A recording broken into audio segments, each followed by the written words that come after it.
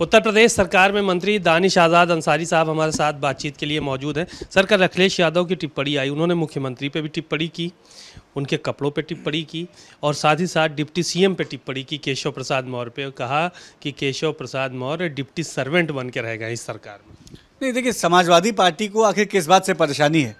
क्या उत्तर प्रदेश का विकास, उत्तर प्रदेश का भाईचारा, उत्तर प्रदेश की उन्नति, उत्तर प्रदेश का रोजगार, उत्तर प्रदेश की बेहतर स्वास्थ्य व्यवस्था, ये समाजवादी पार्टी के परेशानी का कारण है? क्या उत्तर प्रदेश की समृद्धि समाजवादी पार्टी के परेशानी का कारण है? क्या उत्तर प्रदेश का निरंतर विकास समाजवादी पार्टी के परेशानी का सबब है? समाजवादी पार्टी इसलिए परेशान है कि जिस उत्तर प्रदेश को समाजवादी पार्टी ने अपने शासनकाल में 12 से लेकर 17 तक आप याद कीजिए कि किस तरीके से उत्तर प्रदेश के विकास के साथ खिलवाड़ समाजवादी पार्टी ने किया। उत्तर प्रदेश को भ्रष्टाचारियों के हाथ में सौंपने का काम किसने किया? समाजवादी पार्टी ने किया। उत्तर प्रदेश को दंगाइयों के हाथ में सौंपने का काम किसने किया? समाजवादी पार्टी ने किया।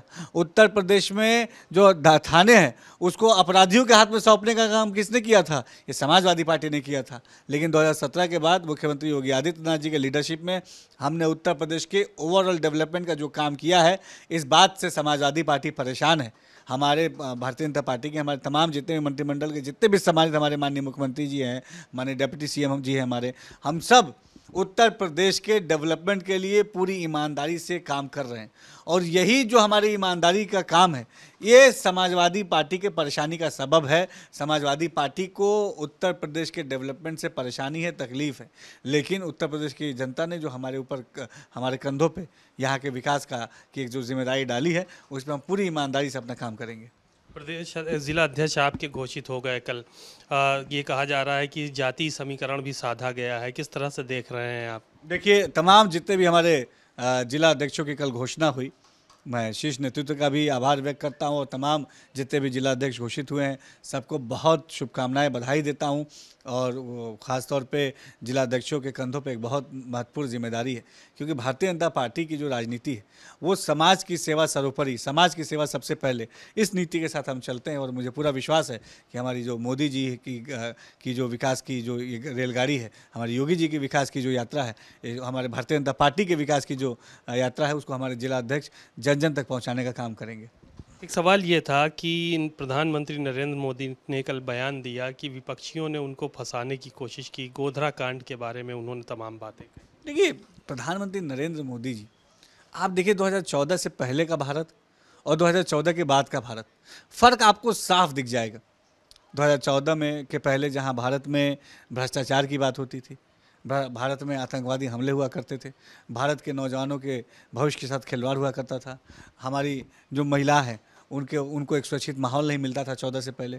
ये तमाम चीज़ें 2014 के बाद से बदली। आज हमारा भारत एक सशक्त और क्षमतावान भारत बन के उभरा है। भारत विश्व गुरु बनने की दिशा में आगे बढ़ रहा है। हमने भारत की क्षमताओं का विस्तार किया है। आज पूरी दुनिया में भारत का डंका बज रहा है, तो इसमें प्रधानमंत्री नरेंद्र मोदी जी की मेहनत है, उनकी तपस्या, उनकी लगन है, उनका सेवा भाव है। और यकीनन प्रधानमंत्री मोदी जी के लीडरशिप में हम भारत के विकास के लिए बहुत ईमानदारी से काम कर रहे हैं। एक आखिरी सवाल और था, आज वक्फ संशोधन अधिनियम के खिलाफ जो है वो प्रदर्शन होने जा रहा है। दिल्ली में बहुत बड़ा प्रदर्शन बुलाया है जमीयत उलमाए हिंद द्वारा, तो उसको कैसे देख रहे हैं? क्योंकि कहा जा रहा है कि वक्फ में आपकी सरकार हेर फेर करना चाहती है, वक्फ की ज़मीनों का गबन करना चाहती है, इस तरह के आरोप आप लोगों पे लगाए गए। देखिए, अगर वक्फ अमेंडमेंट एक्ट, सबसे पहले इस एक्ट को समझने की ज़रूरत है। अगर वक्फ अमेंडमेंट एक्ट ये कहता है कि गरीब, पिछड़े, पासमानदा मुसलमानों को उनका हक मिलना चाहिए, तो इसमें क्या गलती है? अगर वक्फ अमेंडमेंट एक्ट ये कहता है कि जो वक्फ कमेटियाँ हैं, उन वक्फ कमेटीज़ में, वक्फ बोर्ड में पिछड़े, पासमानदा मुसलमानों का पार्टिसिपेशन बढ़े, मुस्लिम महिलाओं का पार्टिसिपेशन बढ़े, उसमें पारदर्शिता आए, हम जो वक्फ के माध्यम से अपने मुस्लिम समाज के डेवलपमेंट के लिए काम करें, वक्फ की जो संपत्तियां हैं उसका प्रॉपर डॉक्यूमेंटेशन हो, अवैध जो इलीगल इंक्रोचमेंट वक्फ की संपत्तियों पे हैं उनको उन इलीगल इंक्रोचमेंट से मुक्त कराया जाए, वक्फ के डॉक्यूमेंट को डिजिटलाइज कराया जाए, वक्फ की संपत्तियों पे स्कूल, कॉलेज, हॉस्पिटल खोले जाए जहाँ पिछड़े, पासमानदा मुसलमानों को अच्छी व्यवस्था, सुविधा मिले, अच्छी शिक्षा मिले। तो अगर हमारी मोदी सरकार इस नीति के साथ काम कर रही है, मुसलमानों के भलाई के लिए काम कर रही है, तो इस बात से कुछ दल को या कुछ लोगों को परेशानी नहीं होनी चाहिए।